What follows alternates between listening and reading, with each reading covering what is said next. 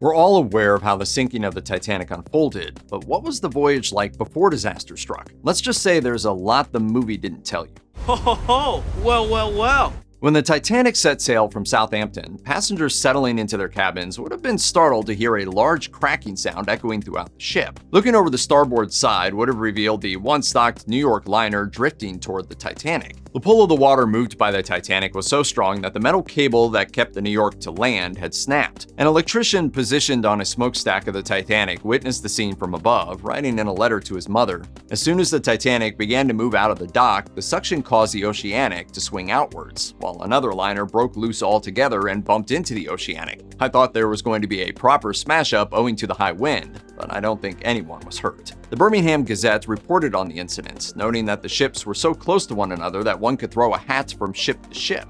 If you were a third-class passenger on the Titanic, chances are you would have gone the entire voyage without bathing. According to the BBC, only 2 baths were shared among 1,000 people, so the opportunities to bathe would have been minimal. While there were public toilets on the ship, those who did not buy luxury cabins would have to do their business in a chamber pot provided for each room, since most living accommodations did not include private toilets. For the most affluent passengers, the cost of $1, equivalent to about $30 today, would allow you access to the lavish Turkish baths. This room not only included toilets, but steam baths and electric hotbeds, a very recent invention for the time. If you were an exercise aficionado, you would have needed to be a bit creative with your workouts if you didn't have a first-class ticket. The Titanic's gym was limited to the first-class passengers and charged an entry fee of 1 shilling, around $7.50 in today's money. Advertising at the time boasted activities like electric horse riding, rowing, cycling, and other fitness programs. The gym was also supervised by a personal trainer hired as crew for the ship. Similar charges existed to partake in the first-class squash courts and swimming pool. The second-class tickets did not provide as much access, but still had plenty of recreation available to them on the ship. A spacious section of the ship's deck was committed to leisure for second-class passengers, with deck games and deck chairs spread about a large space. For the lowest class of passengers, however, very little was offered. If you were a member of this most populated section, the only space to relax was the third-class lounge. As a first-class passenger, you would have been greeted with a large and intricate staircase in the first-class lobby. The staircase stood wide and tall like you would find in a high-class manor of the same time period. An intricate glass dome topped this finely crafted structure that climbed up through 6 decks. If you didn't feel like walking, first-class passengers were given access to 3 elevators complete with cushioned seating. Second-class passengers had access to 1. Illustrations also show adornment on every facet of the ship. No matter where you looked, you would be met with intricate details, such as decoration on lighting fixtures and detailed linoleum floors, a new building material for the time. Electric lighting was fitted throughout the entire ship, with beautiful electric fixtures that lit the way through rooms and hallways. Expensive oak wood furniture, upholstered with green leather, ornate blue and green wall tiles, and fine china tableware filled the various recreational rooms and dining areas. No matter what class of passenger you were, you would have received a dining experience greater than any other vessel at the time. Dana McCulley, author of Last Dinner on the Titanic, describes the meals as a microcosm of 3 levels of Edwardian society represented in those menus. The very last meal served on the Titanic was a 10-course dining experience: lamb, oysters, and filet mignon, among other dishes. If the wide selection of options at the nightly dinners weren't your thing, you could spend a little extra to dine in the ship's a la carte restaurant. Lower class dining was not nearly as extravagant, but you wouldn't have had a hard time staying full. Second-class passengers still had several courses per meal, but less options were provided to choose from. If you were traveling third class, the quality of food would have been drastically lower, but you still would have been better off than most liners at the time, which required that third-class passengers bring their own food for the journey. Nothing for you! The Titanic, on the other hand, offered freshly baked bread and fruit, as well as roast beef, biscuits, and plum pudding.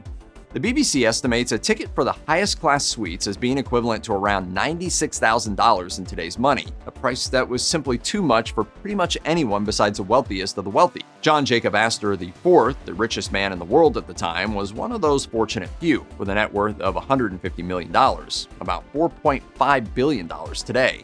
Astor was one of the few people on the Titanic who could have taken advantage of the modular aspect of first-class rooms. As it turns out, those super wealthy first-class passengers would book multiple rooms to expand the size of their onboard suite. Rooms in first class contained interconnecting doors, which would allow one room to be purchased for each family member, but would allow for the family to remain connected in one space. According to the UK's National Archives, only 324 of the Titanic's passengers were able to afford first class. If you were one of the less financially fortunate passengers, chances are you were not on board for leisure. Many of the over 1,000 third-class passengers were immigrants seeking a new life in the United States, a number that was large even for the Titanic. If you were a third-class passenger, your room would have been packed with up to 10 people, so you would hope you were bunking with people you were alright getting a little cozy with. Besides the cramped living quarters, nighttime would have been particularly difficult if you were a third-class passenger. You likely would have been jarred awake because of the position of the third-class rooms next to the engines, which were particularly loud. If you wanted to get away from all the rackets, you wouldn't have much luck, since the third-class general room was also in the back of the ship. However, if you didn't mind a bit of a walk, the third-class dining hall placed in the middle of the ship would have been a decent respite from the noise. The length of the entire ship was about 883 feet, so half of that is still longer than the length of a football field. Aboard the Titanic, the crew had enough members to almost be bigger than the third class of passengers. And if you were a part of the crew, there's a good chance that you would have had a lot of familiar faces to work with, as many of the workers came from the same town of Southampton in southern England. Over 100 crew, about a tenth of the workforce, came from the city. You would have been glad to have friends to commiserate with during working hours, especially if you were one of the 150 assigned to be stokers, a job responsible for keeping the boilers hot all day long. It was backbreaking work, with the BBC estimating a total of 600 tons of coal being shoveled a day. Go on, get on with it! Hey. For many other crew, the Titanic was one of many ships they'd worked on over the course of their career. These included stewardesses like Violet Constance Jessup, who wasn't scared away from seafaring after the ship's sinking. She continued her work at sea until 1950, according to the UK National Archives. For dog lovers, canine friends were permitted on the ship for half the price of an adult's ticket, and they were limited to only members of the first class. There were only 12 passengers who took advantage of this and brought their dogs on board with them, while they were kept either in their cabin or in the ship's kennel. Of the 12 dogs that were brought on board, 3 survived, 2 Pomeranians and a Pekingese. These furry friends reveal that at some points during the evacuation, spirits were relatively high, as a passenger felt comfortable joking. When first-class passenger Margaret Hayes brought her Pomeranian lady onto Lifeboat number 7, another passenger reportedly joked, "Oh, I suppose we ought to put a life preserve on the little doggy too." Other dog owners were not as confident that evacuees would be able to make light of the situation, with first-class passenger Elizabeth Rothschild hiding her own Pomeranian in her coat throughout the entire voyage of their lifeboat.